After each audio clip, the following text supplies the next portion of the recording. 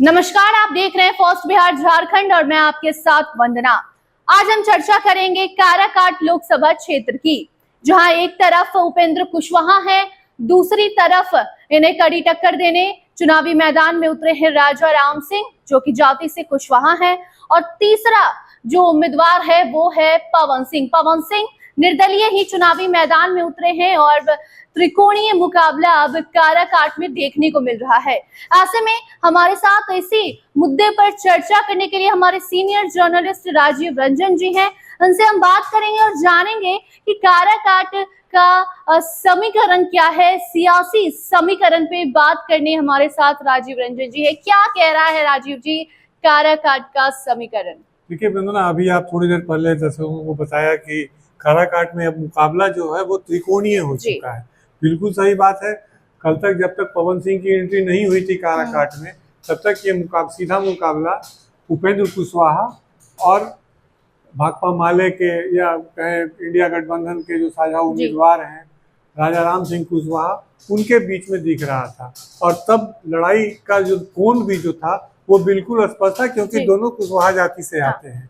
ऐसे में मुकाबला सीधा था। लेकिन पवन सिंह की एंट्री के बाद काराकाट का जो वहाँ का जो सियासी समीकरण है, जिसको हम चुनावी समीकरण कहें या जातीय समीकरण कहें, वो बिल्कुल बदलता हुआ दिख रहा है। और एक तरह से कहें कि वो बहुत हद तक बदल चुका है, क्योंकि ये दो कुशवाहों की लड़ाई में पवन सिंह वर्सेस राजपूत की लड़ाई हो रही है। हाँ, दो कुशवाहों की लड़ाई के बीच पवन सिंह की जो एंट्री हुई है, तो ये इस पूरे लड़ाई को, दो कुशवाहों के लड़ाई के बीच एक राजपूत कैंडिडेट का सामने आ जाना, वो इस लड़ाई को त्रिकोणीय बना चुका है। जहाँ तक पवन सिंह की बात है, तो ये पूरा भी हम लोग सब लोग जानते हैं कि पवन सिंह ने अपने सिनेमाई अंदाज में, जो भोजपुरी सिनेमा में होता है कि हीरो की एंट्री एकदम सबसे अंत में हुई है, और उनके साथ फिल्मी लटका झटका भी पवन सिंह के साथ है। तो वो, लेकिन पवन सिंह के साथ दिक्कत क्या है कि पवन सिंह इतने दिनों में अभी तक वो एक सीरियस कैंडिडेट का जो छवि होती है, वो अभी तक बनाने में कामयाब नहीं रह सके हैं। दूसरी तरफ उपेंद्र कुशवाहा की जहाँ तक बात है, तो शुरू में लग रहा था कि वो वहाँ पर टक्कर का भी मुकाबले का है और बहुत कांटे की लड़ाई होगी वहाँ पर। लेकिन जिस तरह से आप देख रहे हैं कि 6 चरणों का मतदान पूरा होने के बाद अब जो 7वें और अंतिम चरण के मतदान के लिए भाजपा ने और भाजपा की पूरी नेतृत्व या एनडीए ने जितनी ताकत वहाँ झोंक दी है, तो ये उपेंद्र कुशवाहा के लिए एक बहुत बड़ी राहत भरी खबर है ये, कि वहाँ एनडीए और भाजपा ने अपनी पूरी ताकत झोंक दी है। और हम कहें कि वहाँ कारपेट बॉम्बिंग की तरह वहाँ पर प्रधानमंत्री की सभा, चुनावी सभा होती है। फिर अगले दिन आज अमित शाह वहाँ उपेंद्र कुशवाहा के लिए चुनावी सभा कर रहे हैं। तो जो सीधा मुकाबला था, अब लगता है कि उपेंद्र कुशवाहा की स्थिति वहाँ दिनों दिन मजबूत होती जा रही है। राजीव जी, जातीय समीकरण की अगर हम बात करें तो दो कुशवाहा है, वोट बटेगा ऐसा लग रहा है, या फिर जो लोग हैं वो समर्थन पूरा उपेंद्र कुशवाहा को ही दे रहे हैं? देखिए, अभी जो सिनेरियो दिख रहा है, वहाँ पर जो चुनावी समीकरण दिख रहा है, वहाँ लड़ाई उपेंद्र कुशवाहा और राजा राम सिंह कुशवाहा के बीच या पवन सिंह के साथ नहीं है। वहाँ जो पूरी प्रतिष्ठा जो है, वहाँ प्रधानमंत्री नरेंद्र मोदी की प्रतिष्ठा फंसी हुई है, वहाँ अमित शाह केंद्रीय गृह मंत्री की प्रतिष्ठा फंसी हुई है, वहाँ बिहार के मुख्यमंत्री नीतीश कुमार की प्रतिष्ठा फंसी हुई है। तो अब अगर वहाँ पर अगर उपेंद्र कुशवाहा को किसी भी तरह का नुकसान अगर दिखता है, तो ये उपेंद्र कुशवाहा का व्यक्तिगत नुकसान नहीं है, क्योंकि जिस तरह से उपेंद्र कुशवाहा के लिए पूरी की पूरी भाजपा और एनडीए की मशीनरी वहाँ भिड़ चुकी है और लगातार चुनावी सभा होना है। और अभी जहाँ तक कि वहाँ मतदान होने में अभी भी 6 दिनों का समय अभी बाकी है। अगले शनिवार को वहाँ मतदान होना है। तो इन 6 दिनों में हमको लगता है कि जिस तरह से उपेंद्र कुशवाहा का चुनाव प्रचार को हाथों हाथ लिया गया है, तो निश्चित है कि उपेंद्र कुशवाहा को इससे काफी लाभ मिलता हुआ दिख रहा है। जी, और राजीव जी, जो समर्थक होते हैं, जो जाकर वोट डालते हैं, जनता जो है वो मुद्दे पर वोट डालती है, वो देखती है कि हमारे कौन से नेता हमें फायदा पहुंचाएंगे। ऐसे में उपेंद्र कुशवाहा की अगर बात करें तो लगातार वो जनता के बीच जा रहे हैं, मिल रहे हैं।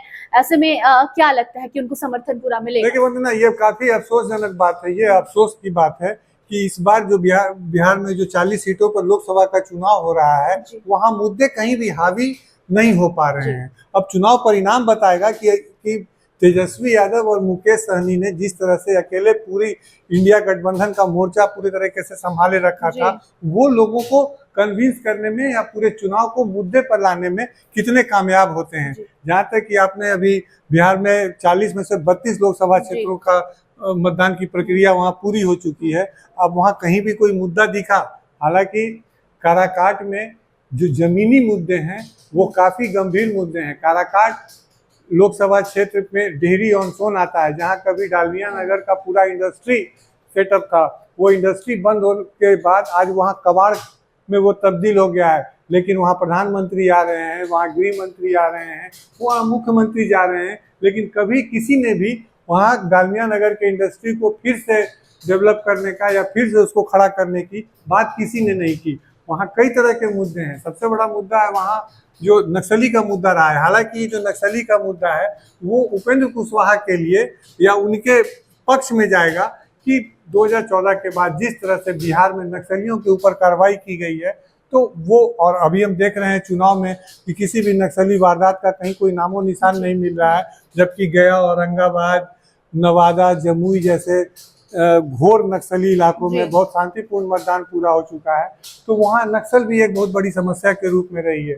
रही बात जो बालू का सबसे बड़ा भंडार है, वहाँ सोन नदी के किनारे काराकाट का लोकसभा क्षेत्र है, तो बालू को लेकर के भी वहाँ कई तरह के समस्याएं हैं। खास करके बालू की ढुलाई में वहाँ सड़क जाम और हाईवे जाम होना बहुत सामान्य चीज़ है, लेकिन इन सब चीज़ों से कि कहीं कोई चर्चा नहीं है। वहाँ सबसे बड़ी समस्या है कि सोन नदी पर पुलों की बहुत भारी कमी है, जिसके कारण अगर आपको सोन नदी के जस्ट उस तरफ जाना हो तो आपको कई किलोमीटर का, सैकड़ों किलोमीटर का रास्ता तय करना पड़ता है। तो इस तरह की समस्याएं हैं काराकाट में। लेकिन अब मुद्दों पर कौन बात करता है? प्रधानमंत्री आते हैं तो वो उनका अपना एक एजेंडा है। लेकिन राजीव जी, जब वहां पर पीएम मोदी पहुंचे थे, आज अमित शाह पहुंचे, तो जब वो लोग अभियान में जुटे, लोगों से संवाद किया, वहां पर जो भी रैली हुई, उस दौरान ये लोग बहुत कुछ वादा किए हैं कि हाँ, वहां की जनता को अगर एनडीए सरकार में आती है, अगर अभी भी वहां पर जो महाबली सिंह हैं वो भी जदयू के हैं, ऐसे में मोदी जी वहां गए, प्रधानमंत्री नरेंद्र मोदी जाते हैं, अमित शाह जाते हैं, तो मोदी लहर कुछ देखने को मिलेगी क्या इससे उपेंद्र कुशवाहा को फायदा होगा? बिल्कुल, क्योंकि चुनाव निकट है और लगातार जो बीजेपी के वरिष्ठ नेतागण हैं वहां पहुंच रहे हैं। हम कहें ना कि शुरुआत के दौरों में उपेंद्र कुशवाहा को वहां राजा राम सिंह कुशवाहा से बहुत कड़ी टक्कर मिलती हुई दिख रही थी। थोड़ी सी राहत ये हुई कि पवन सिंह बीच में आ करके, हालांकि पवन सिंह का जो वोट बैंक है वो एनडीए को नुकसान पहुंचाने वाला है, लेकिन इस बीच प्रधानमंत्री ने जिस तरह से चुनाव प्रचार का अभियान अपने हाथों में संभाल कर रखा है, उन्होंने वहाँ उपेंद्र कुशवाहा के लिए चुनाव प्रचार किया, वहाँ के लोगों से उनके लिए वोट मांगा। तो प्रधानमंत्री की छवि का, उनके प्रशंसकों का, उनके समर्थकों का आज भी एक बड़ा वर्ग है जो बिहार के बाकी सभी लोकसभा क्षेत्रों के साथ साथ काराकाट में भी है। तो वो वर्ग अगर कन्विंस हो जाता है तो जो भी वोट, जो राजपूत वोट जो डाइवर्ट हो रहा था पवन सिंह के तरफ, वो राजपूत वोट या वही कहें सवर्णों की वोट, वहाँ जो निर्णायक जो वोट है, वहाँ 3 जातियों के वोट काफी निर्णायक हैं। उसमें पहली जाति है कुशवाहा, दूसरी जाति है राजपूत और तीसरी जाति है यादव।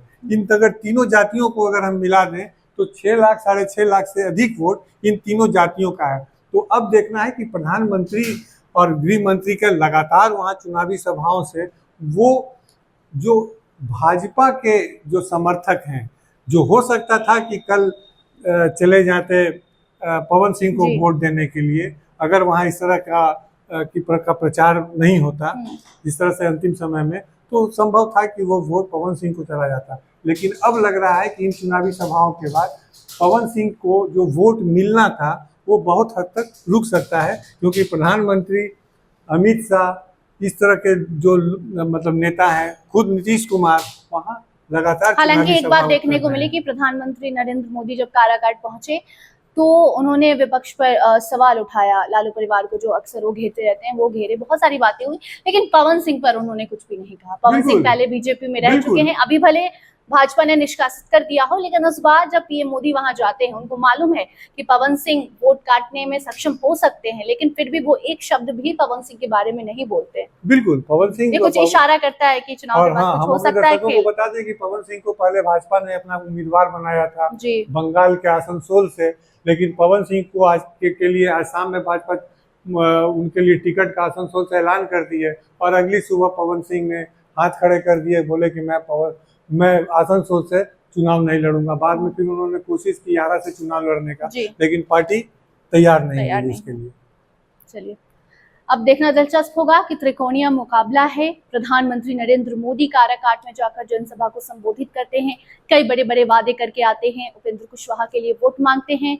अमित शाह जाते हैं, वो भी वही काम करते हैं। दूसरी तरफ राजा राम सिंह हैं, जो कि कुशवाहा जाति से आते हैं, और तीसरे जो उम्मीदवार हैं वो है पवन सिंह। पवन सिंह अभिनेता से अभिनेता बने हैं।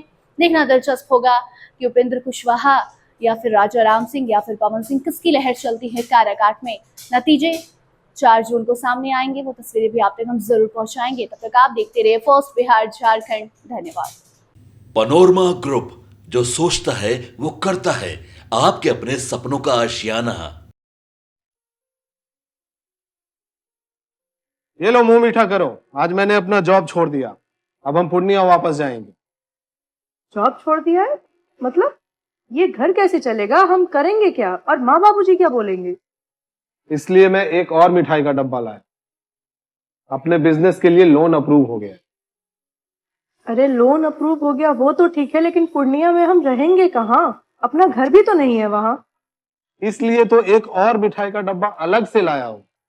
हमने पूर्णिया में घर ले लिया है, पूर्णिया के ई होम्स पैनोरमा में। पूर्णिया में पैनोरमा ग्रुप लेकर आए हैं ई होम्स पैनोरमा। बड़ा घर, आलीशान जिंदगी और अत्याधुनिक सुविधाओं के संग। अरे अब क्यों मुंह मीठा करवा रही हो? क्योंकि हम घर वापसी जो कर रहे हैं। घर वापसी की खुशी पूर्णिया में ई होम्स पैनोरमा के संग। ई Homes Panorama, luxurious lifestyle redefined.